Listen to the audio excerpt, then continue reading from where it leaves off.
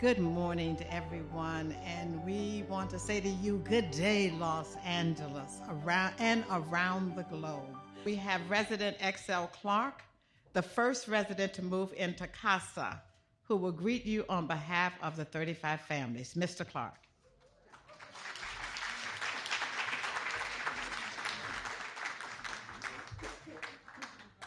Do you want to come up here with me?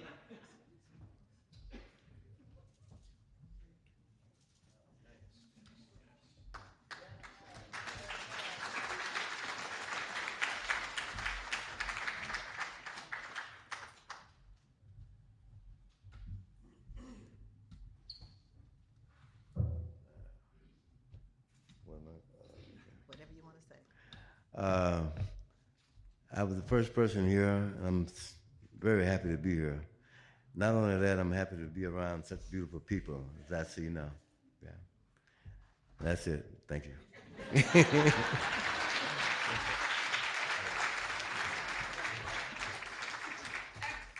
When Mr. Clark was brought to see his unit, because we had each applicant come and pick their unit, he stayed in the restroom so long that the teleco staff person was a little concerned.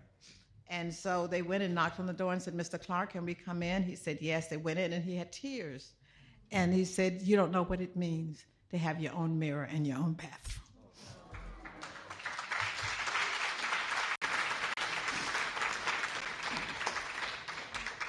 This work takes so many people, but key among them are our elected officials.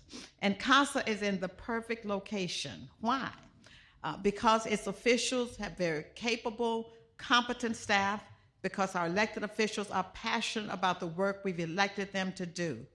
Today, however, in Sacramento and DC, our elected officials are at their jobs. But they've sent representatives. They are present through those representatives as they were throughout this project.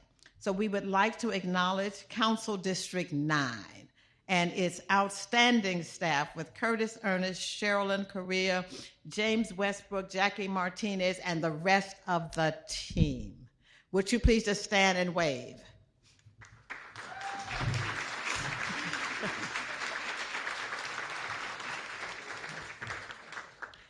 We'd also like to recognize the office of the mayor, and we've gone through a transition with several of our offices. But the office of the mayor in these last days, which are very, very important to us, Jacqueline Hamilton, Frederick White, Alan Moret, and the rest of the team. Will the mayor's staff please stand?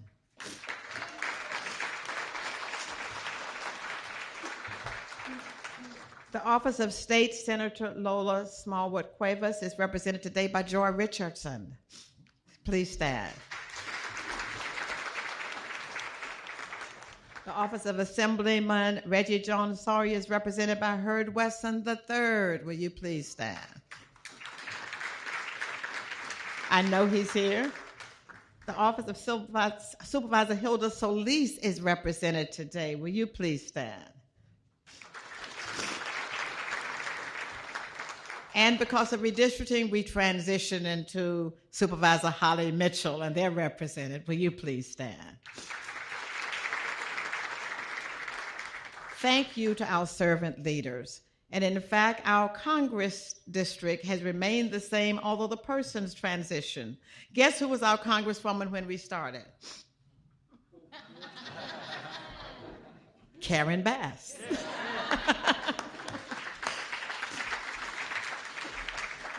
And our Congresswoman now, Sydney Kamalaga-Dove, could not be here. We did not have a flag presentation today because she is doing something very special. So we invite her district director, Joanna Rodriguez, to please come up and do that special thing.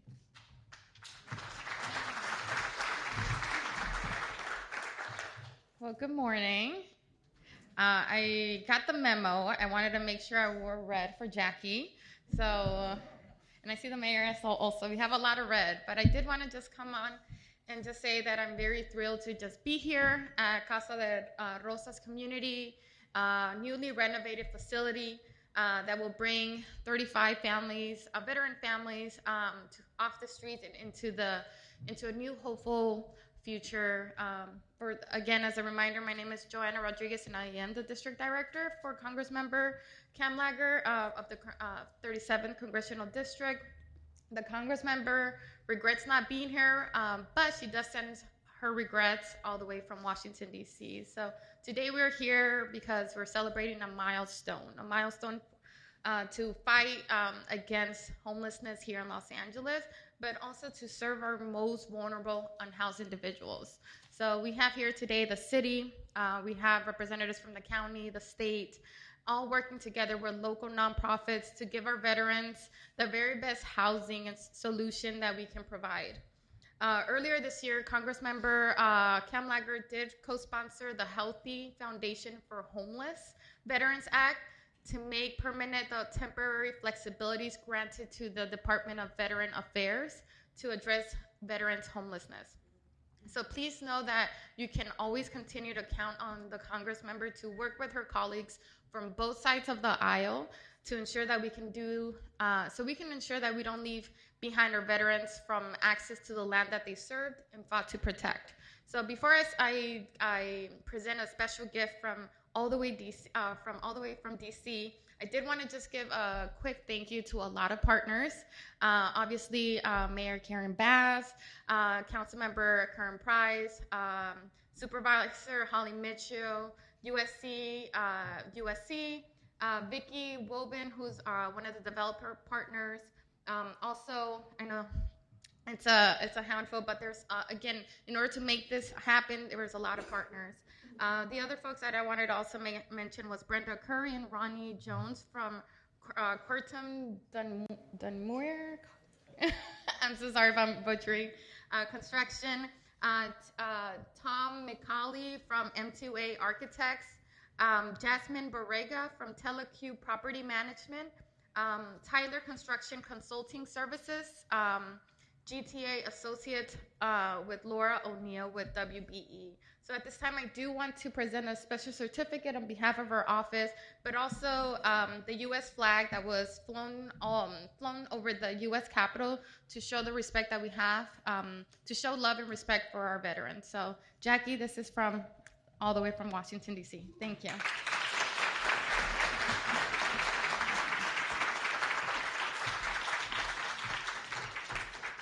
Thank you, and I'm going to ask our manager, Mr. Armstrong, to please come and receive the flag from me at your earliest convenience. She's absolutely right, Ms. Rodriguez, that this took a lot. WEDC and Integral started this journey with an RFP. We assembled lenders and funders. We identified a development team, then residents, and now it is home for 35 veteran families. Blood, sweat, and tears often describe any noble project, and the participants are to be thanked because it's not over. They will always be a part of this community. Well, the council development team, community partners, and collaborators have links that absolutely will never be broken. Let me start with our veteran team member, who actually was a part of restoring this some 20 years ago, our architect, Tom McCallie. Where are you, Tom? And guess what? He was busy yesterday, not on the clock, making sure that you had things done. Our other development partner who has been key, and I use the word partner because often you hire your general contractor. They went well beyond just being hired to be here. Curtom Dunsmuir, a woman minority-owned general contracting firm who went from building our very first project to still being with us on this project, which is well below what they do now because they build Targets and other stores. Ronnie and Brenda, where are you?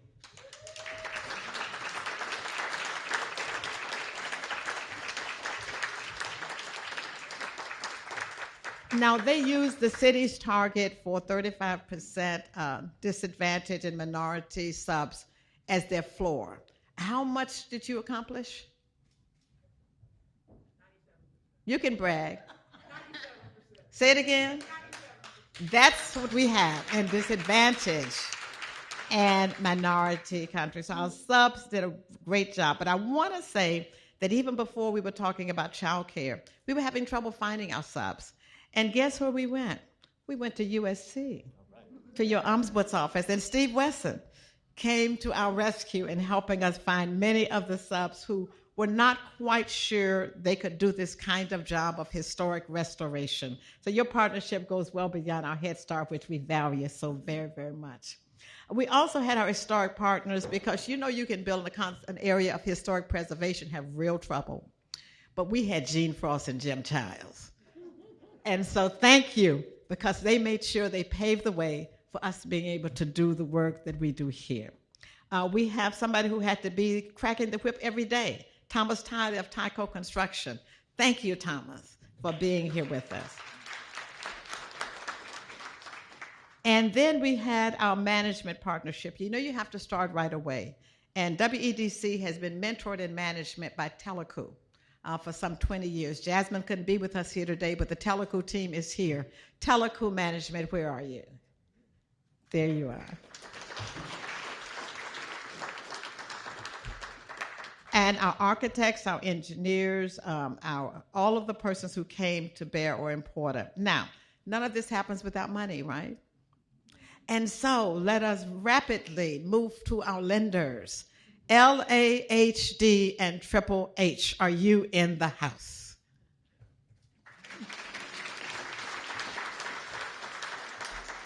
California Bank and Trust with that gap, that construction lender, are you in the house? Mark, how did you get way back there? You don't normally sit in the back.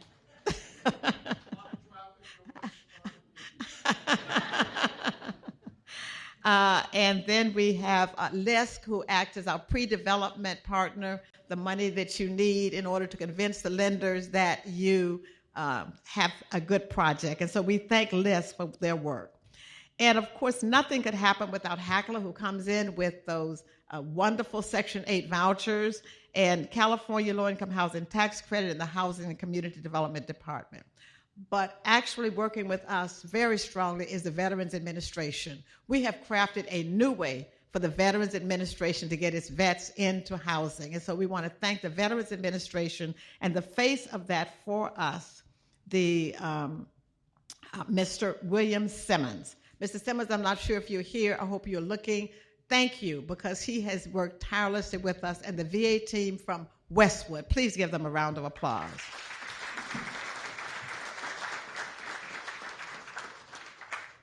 And now the low-income housing tax credit has to have someone to purchase it.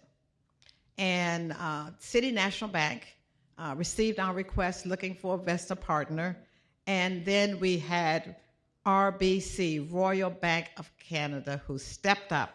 And they are our investor partners, sometimes confused as lenders, but they bring in the equity that allows the developers to move forward. Royal Bank of Canada. Stacy, where are you?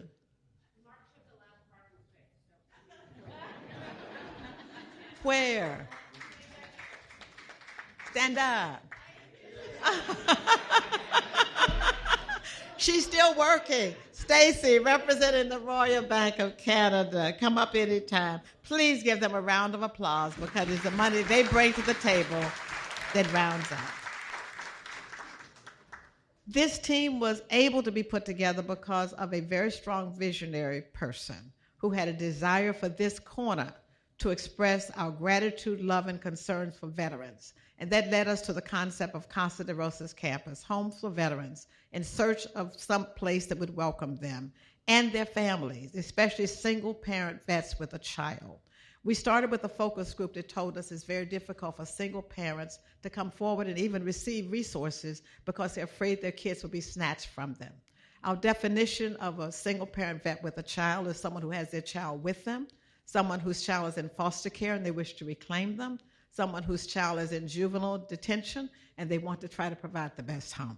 So we're still looking for that single-parent vet. Help us. But now we're pleased with the vets who are here with us, and that person who told us that we had to do this got to the point during the 5 years we worked on this project where I had no name. Every time I saw him, he just said, "How is Casa?" And I'm glad today that I can perhaps reclaim my name as I bring to you Councilman Curren Price.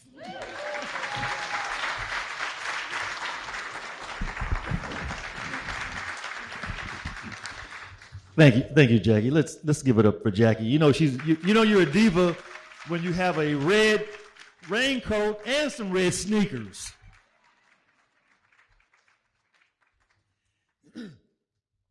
To the residents, first of all, to the residents, to family, to the community, to the team that put this together, to friends.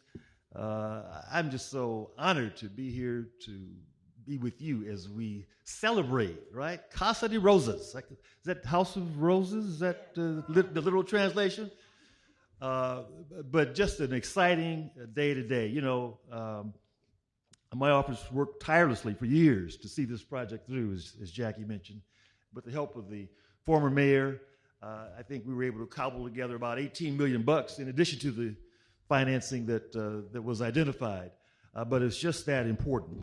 And, you know, in light of Women's History Month, let me just give a special shout out to some very powerful women who are responsible for making this happen today. First of all, of course, is our mayor, Karen Bass. Let's give it up for our mayor. Our supervisor may be joining us later, but we have our president. The president of USC is with us, Carol Folt.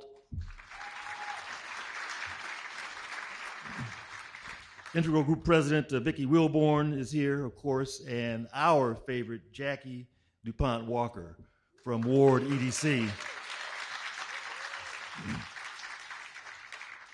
And thank all of you for the role you played in making Casa De Rosas a safe place for our veterans to call home. A safe and beautiful place, huh? A safe and airy, light-filled place, wouldn't you say? Women everywhere should be inspired by the accomplishments that these individuals have made and the services they provided to our community. The help that they are providing in making sure that our families and our seniors are strong and are safe. This campus is an important part of history in LA.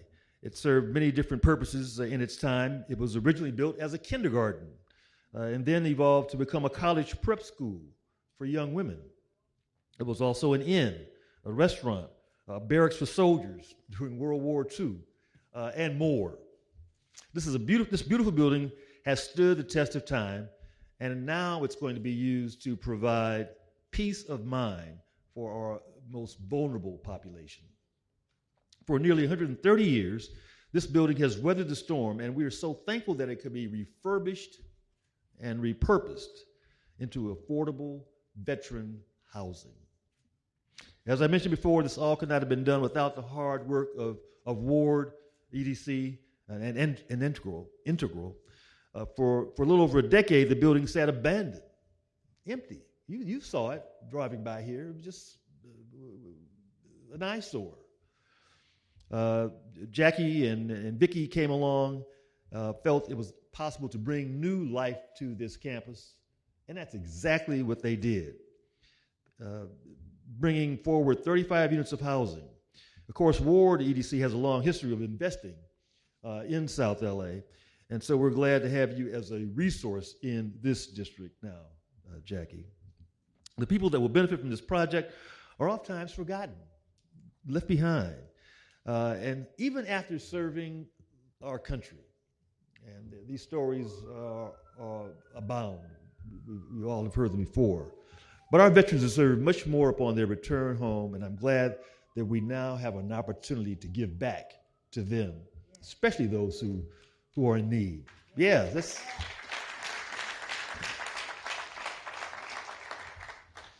The residents here, I'm proud to say, are going to enjoy on-site management, furnished units, a quiet room, a garden, a courtyard, laundry room, controlled entry into the building for safety. And so I just want to take time to express my gratitude to the new residents of this project for all the freedoms that they've given us, and hope that you now can enjoy some freedom and a new beginning. We see you, we hear you, we love you, and we want nothing more than your continued success. So this event marks a critical step towards addressing our housing and employment needs. It feels too. Over the past 4 years, our district has received more than 4,500 units of affordable and homeless housing. to serve our constituency. We've made some great accomplishments, but there's still so much more to do. Wouldn't you agree?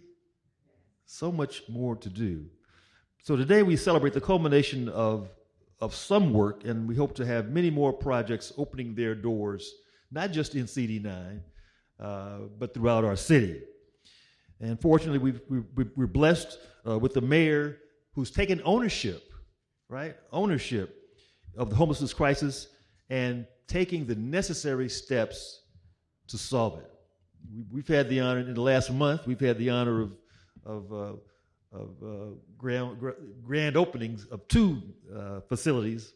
And of course, she is responsible and has been at many more throughout our city. But it has to be a teamwork, it has to be a commitment, it has to be a focus. And so we're so pleased and honored to have a mayor who has that commitment, that focus, the willingness, and the ability to bring not just resources together, but bring folks together to make things happen. And so without further ado, it's my honor to present our mayor, the Honorable Curren Bass.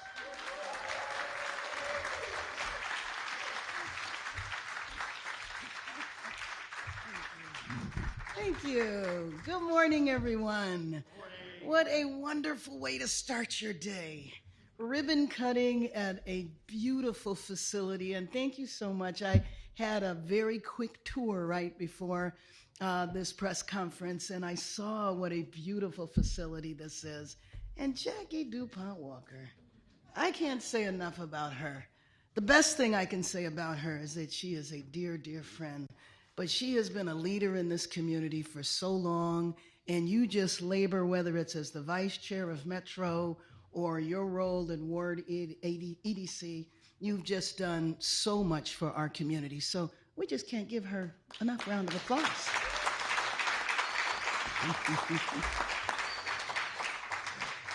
And let me just say to all of the veterans who fought on behalf of our country, thank you for your service.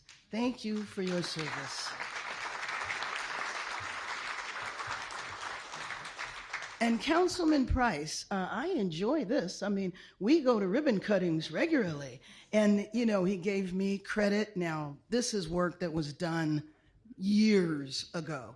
And although I served as the cheerleader, it was your hard work that got this done. It was Mayor Garcetti. It was the other leaders in our city that brought this to fruition.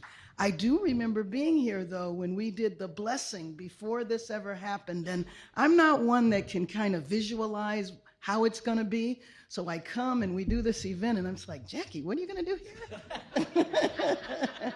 Well, now I see. It's wonderful. And so, you know, we have such a big problem in our city. And one of the things that I've discovered along the way is that we have so many roadblocks that even though we can get the housing done, but can even prevent people from residing in the housing. So one of the challenges that veterans face is that their benefits tend to be just too much money for them to qualify for the housing. So that veterans have to choose between your VA check or a house. And I met with the Secretary of Veteran Affairs in Washington, D.C. and said, you know what, we have to change this. There's so many rules and regulations that have prohibited us from doing the things that we need to do. But I got some good news this morning I would love to share with you. Our Secretary for Housing and Urban Development, Marcia Fudge, she just awarded LA $157 million for housing.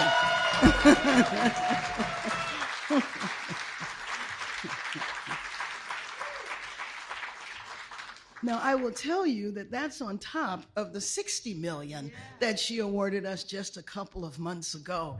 And so what this is showing is that when we show the leadership of the country, the state, the county, and the city all working together, people are willing to step up and say, we know you have a massive problem in LA, but we see that you're doing everything possible to address that problem, and then other people will come forward. Later on today, we're going to talk about 29 properties in Skid Row that we need to have developed because the problem is so concentrated in Skid Row.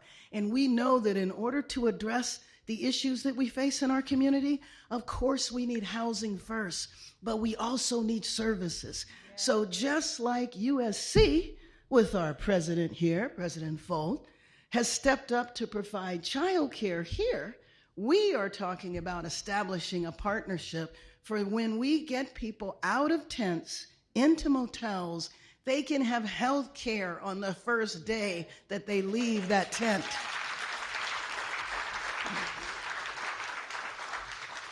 I believe that everyone that we move into housing needs a full physical exam on day one and an assessment on day one to address why they were unhoused to begin with.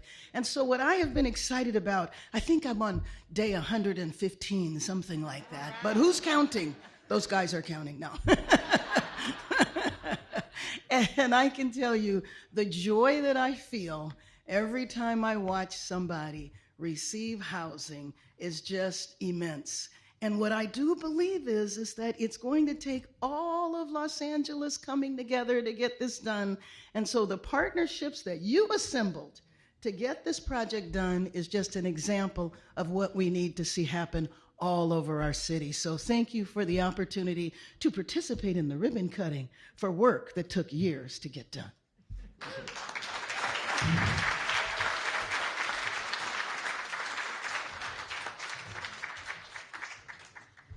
Whenever you start to call names from lists, you get in trouble.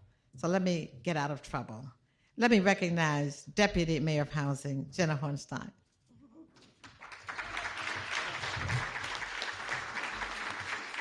You'll be seeing her. She's a veteran in this field, and when I came into the field, she was already doing big things at CRA.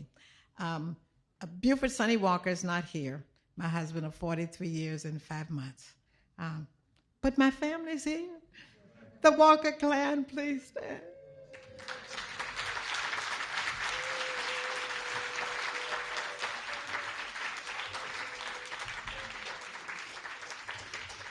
Children, grandchildren, and great-grandchildren.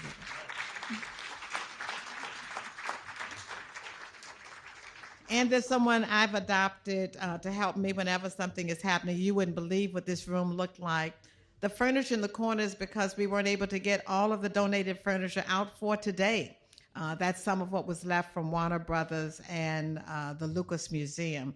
But the person I call who I'm adopted is Carlton Knight. Carlton, where are you? He makes everything happen for us when we need to have. Carlton, there he is.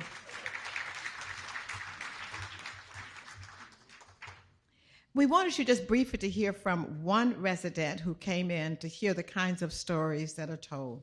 Mr. Courtney McNeil, where are you? Please come up.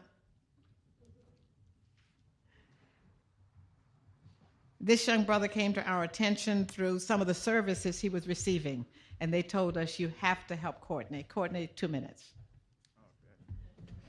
Okay.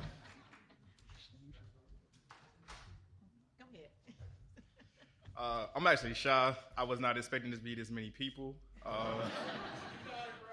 So my name is Courtney McNeil. I'm actually from Wilmington, North Carolina. I'm actually going to be 27 next Friday.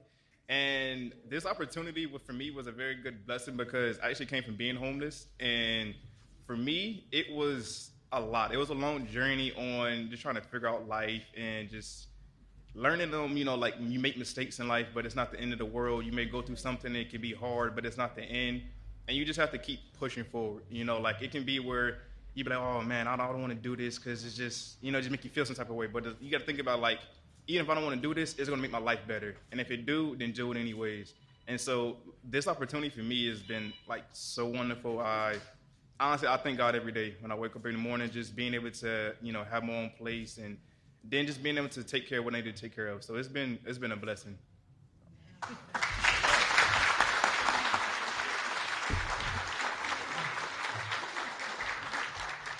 And Courtney is one of our residents who has said you may come and see his place. So see one of our staff, and he'd love to show his apartment to you today. Thank you, Courtney.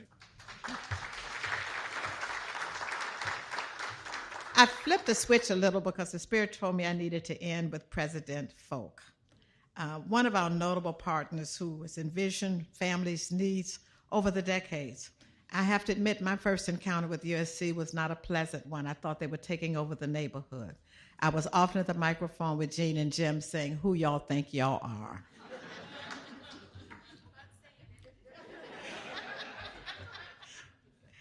And then President Sample came, and he heard us, and he never missed a community meeting. He was always there. If he could not keep his promise, he came to face the music directly. Over the years, we have watched transition, and I cannot tell you how happy we are with the 12th president of USC, Ms. Carol Folt.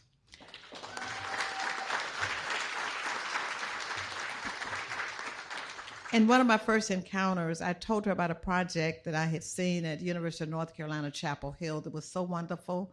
It provided for neighborhoods that felt they were being negatively impacted to come together and buy property so that the flippers did not take over. And I started to describe it to her and I said, but I couldn't find the person who put that project together. And she looked at me and she pulled me aside and she said, that was my project. So, President Folt, we're looking for you to do that magic here in Los Angeles.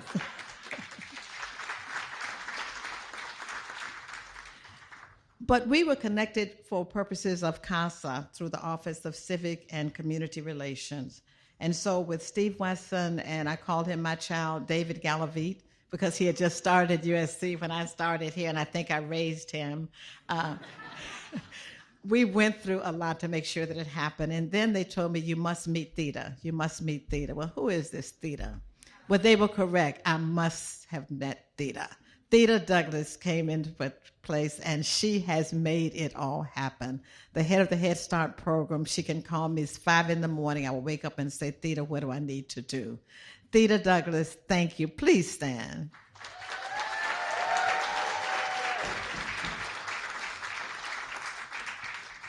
And so our 12th president came in. She never wavered. She never faltered. She said, where do we need to go? She sent me Sam Garrison, and he said, okay, where are we going? Sometimes he sent other people because we weren't moving fast enough, but he too never wavered. Sam, where are you?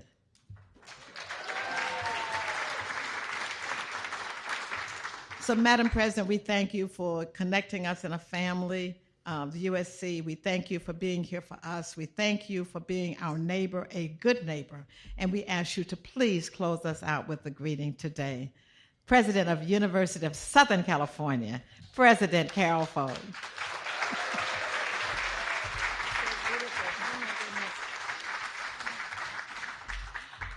Oh my, I have to say, I'm shaking with the beauty of this day. It is so amazing. And what keeps going through my mind is the city of angels.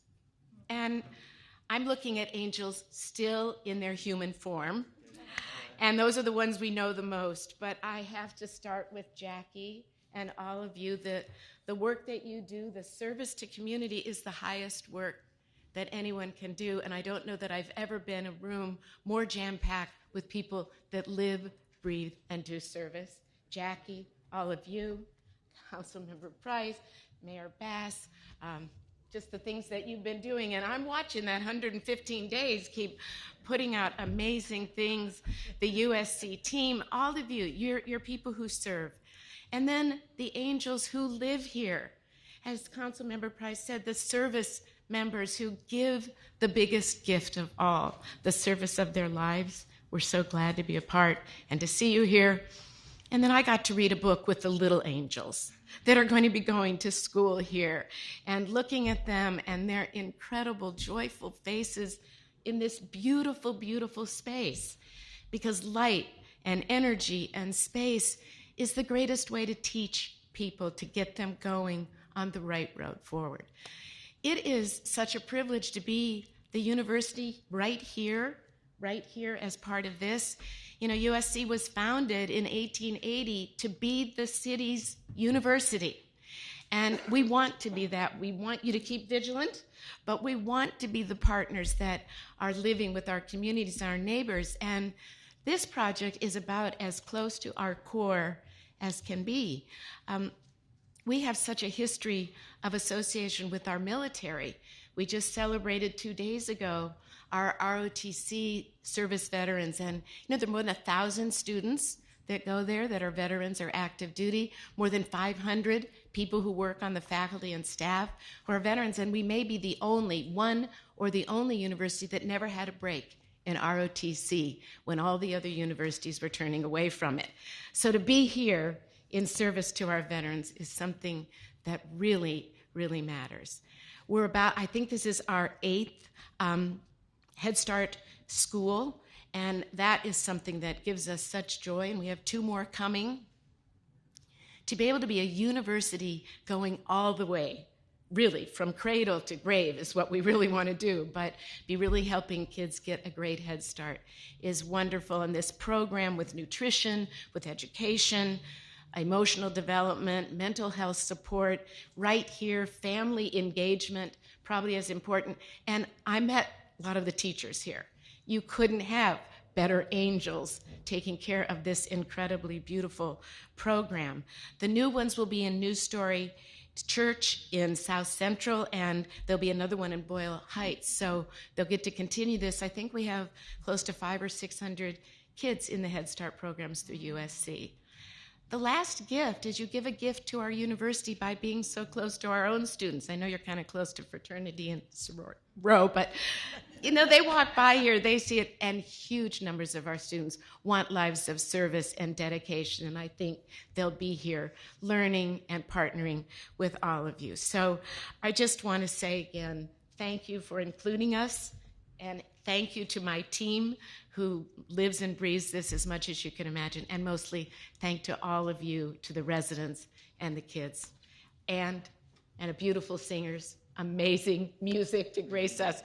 And then I have to say it. Fight on.